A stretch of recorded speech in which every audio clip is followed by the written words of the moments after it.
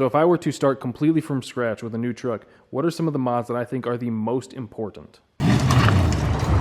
Whew. So I figured maybe it's time we do an updated, not really like best mods for your truck sort of deal, but perhaps some of my favorites. And I'm sure we'll include some of the classics. It's kind of hard to believe that in the time I had this truck, it was only 4 calendars, 2017, 18, 19, and then late 2020 I got rid of it. Because this truck had a lot of iterations. It was bone stock NA when I got it, like totally stock volunteer firefighters truck. It still has, can't really see it, still has the walkie-talkie mount on the dash. And then the first thing I did to it was I lowered it, did a 4.6 drop, just an eBay kit, C-notch in the rear with some bolt-in plates, 2-inch drop springs, 2-inch drop spindles. That was the first thing I did to it. And then we cammed it, supercharged it, turboed it, went from the 60 to the 80E, and then a Turbo 400. Put the drag pack on it. Like, the truck lived a lot of different lives in the 4 years that I had it. So some of the favorites that I've done. I've said before that my favorite iteration of this truck was when it was supercharged 80E and just drive it anywhere. Because I did drive the hell out of this thing. Like, there was a couple times I drove like almost 2 hours to Flint to go pick up parts and then 2 hours back. I drove the hell out of this thing. Like, it cruised great, just there was something with the 80E transmission that it didn't want to shift at high RPMs. And I think now maybe I just needed to turn the shift RPM down more, because like the Skylark has a cammed 5.3 80E combo. Like, this thing I'm commanding it to shift at 6200, and I think it shifts at like 65, 6600. So I think what was happening with this was I wanted it to shift at, I'm throwing numbers because I don't remember, 5.5 years ago. I think I wanted it to shift at like 6,500, let's say, and I just didn't drop the shift RPMs enough. That's what I think. I don't remember. This is all me just speculating. But that was my favorite iteration of the truck at the time. I think this is coming up one is by far going to surpass that. So my favorite like bang for the buck mods, obviously lowering it. If you got a single cab, short bed, 2-wheel drive, to me, I know this is up for debate. There's people that like lifted trucks, that's fine. But to me, you got to lower them. I'm not saying you got to slam it all the way to the ground where it's rubbing speed bumps and stuff like that, but just a nice, good, aggressive stance out of it. I know that there's going to be people that say lowering a truck ruins them. I've got pictures of me hauling lumber with it to build my front deck. I've pulled trailers with it still, like pulled a camper trailer with it. Not a big one, but like a pop-up. It was still incredibly usable. Still hauled engines in the back. It was still incredibly usable as a truck. It just looked way cooler.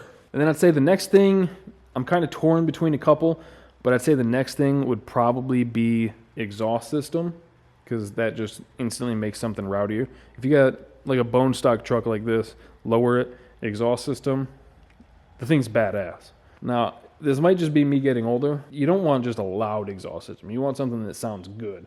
Loud does not equal good, but you get something with some good resonators or a good chambered muffler on there, something like that.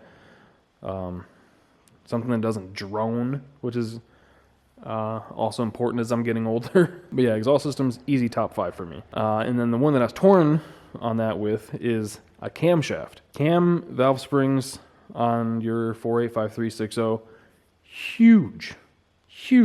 Like, you can watch pretty much any Richard Holdner video, and he'll take like bone stock junkyard 5.3. It makes 280 horsepower on the dyno. Put a cam in it, makes like 360. It's nuts. So they make just crazy power improvements. These engines already have really good heads. They have really decent intakes. I'm not gonna say really good, like the Gen 3 truck ones. The Gen 4 like TBSS intakes and stuff like that, those are phenomenal factory intakes. A little big, but they make amazing power. So like, those are the 3 no-brainers to me. Lower it, exhaust, cam, and I don't know how many I'm going to go to. This was going to be like a top 5, but we'll see. We're kind of going with the ebb and flow here. The biggest thing that I think changes the personality of a vehicle, just like that, and is really easy to do, is wheels and tires. Like if I put the stock wheels back on it, which I do have out in my shed, crazy. If I put those back on it, this does not look anywhere as rowdy. So like you can't make this list without including wheels and tires because they just have such an immediate impact. Like even if everything else was stock, just changing the wheels just completely changes the personality of any vehicle. Like even this, if I put the stock Buick wheels back on this, it would totally change how this thing looks. So this next one, it's not going to be electric fans. It's not going to be the MSD two-step, as fun as that is. As bad as I want to say transmission, go from the 60 to the 80, I'm probably going to go with converter. Like as far as seat of the pants feel, like what your butt dyno is going to say, you go from like a stock 1300 RPM converter to like a 3000 stall 3200. It's not even that hard to put in. It's a little time consuming, sometimes a little messy, but pull the drive shaft, unbolt some things, slide it back, put a new one in. Bolt it all back up, and it just immediately feels like the truck is 2 seconds faster. Now, if you can couple a torque converter with a set of rear gears, boy, now we're talking. Now, obviously, all of this is going to be hand in hand with the tune, but HP Tuners is not difficult per se. Like, I had zero tuning experience when I bought HP Tuners, and I just watched some like sloppy mechanics and stuff like that to learn what does what. And I mean, I'm not going to say that I'm great by any means. Some days I don't know if I'm even good, but definitely passable, definitely made the truck drivable, made decent power on the stock ECU. I mean, if you're going to do all of this at once, then yeah, no reason to get it. Just take it to a tuner, have them do their magic on the keyboard, and you're done. But if you're like me, where you're doing one thing now, a couple months later doing another thing, stuff like that, where you just want to make incremental changes, then I mean, I don't think there's anything wrong with learning. As long as you don't get too aggressive, then it's not going to cost you any more than taking it to a tuner. Could actually be less. But yeah, those are some of my mods that really stand out as like the things that made the biggest impact on the truck. See, I didn't even include the supercharger or the turbo or anything like that. Now, I will say, real quick, if you are going to do all this, or considering it or whatever, and you enjoy doing big smoky burnouts, something that I absolutely had to do, at least on mine, maybe yours is different, I don't know. This truck had a ton of wheel hop. So I put on those slapper bars.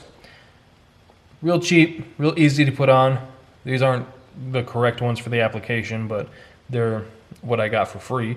And they made an immediate impact, because all they do is just stop the rear end from jumping back and forth. So it was vital to keeping the rear end and the transmission from shattering.